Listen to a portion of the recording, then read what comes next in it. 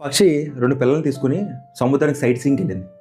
ఆ 2 పిల్లలు ఏం చేసినాయంటే సముద్రం దగ్గరికి వెళ్ళి ఒక అలొచ్చి ఆ 2 పిల్లలు కొట్టుకెళ్ళిపోయాయి.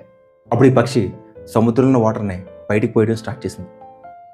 రెండో పక్షికి ఏం అర్థం కాక ఈ పక్షి దగ్గరికి వచ్చి అడిగింది, "ఏం చేస్తున్నావు?" అని. "నా పిల్లలిద్దరూ కొట్టుకెళ్ళిపోయారు. ఈ సముద్రం మొత్తం ఖాళీ చేస్తే నా పిల్లల్ని తెచ్చుకోవచ్చు" అని చెప్పింది. అప్పుడు రెండో పక్షి, "నువ్వెంతున్నావు? ఈ సముద్రం ఎంత ఉంది? ఈ సముద్రంలో నీటిని నువ్వెలా ఖాళీ చేయగలవు?" అని అడిగింది. అప్పుడు మొదటి పక్షి, "నీకు కుదిరితే సహాయం చేయి, సలహాలు వద్దు" అని చెప్పింది. అంతే. రెండో పక్షికి అర్థమైపోయింది. రెండో పక్షి కూడా మొదటి పక్షికి సహాయం చేయడం స్టార్ట్ చేసింది. ఇలా 2 పక్షులు 10 అయ్యాయి, 10 100 అయ్యాయి, 100 1000 అయ్యాయి, 1000 లక్ష అయ్యాయి. ఈ విషయం తెలుసుకున్న గరుడ విష్ణుమూర్తితో, "స్వామి, నేను కూడా కిందకి వెళ్ళి మా వాళ్ళకి సహాయం చేయాలి" అన్నాడు. విష్ణుమూర్తి, "నువ్వు లేకపోతే నా పనులన్నీ ఆగిపోతాయి. అయినా సముద్రాన్ని మీరెలా ఖాళీ చేయగలరు? అసాధ్యం కదా, ఎందుకు వృధా ప్రయాస" అన్నాడు.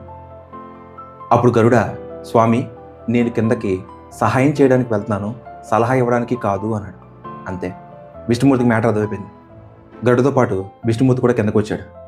విష్ణుమూర్తి కిందకు వచ్చిన తర్వాత ఎవరైనా దిగి రావాల్సిందే కదా, సముద్రుడు దిగి వచ్చాడు. "స్వామి, మీకు ఏం కావాలని" అడిగాడు. "నువ్వు తీసుకున్న ఆ 2 పిల్లల్ని ఇచ్చేసాయని" చెప్పాడు. సముద్రుడు ఆ 2 పిల్లల్ని బయటికి ఇచ్చేశాడు. ఆ పిల్లల్ని తీసుకుని ఎగిరిపోయింది. విష్ణుమూర్తి గరుడుని తీసుకొని తన లోకానికి వెళ్ళిపోయాడు. సో ఈ కథలో మనకు అర్థమైన నీతి ఏంటంటే, ఎవరైనా ఒక రైట్ కాజ్ కోసం కష్టపడుతున్నప్పుడు మనం వాడికి సహాయం చేయాలి, కానీ సలహాలు ఇవ్వకూడదు. మీకు కూడా ఎవరన్నా రైట్ వేలో కష్టపడుతున్నారు అనిపిస్తుంటే సహాయం చేయండి, సలహాలు ఇవ్వద్దు.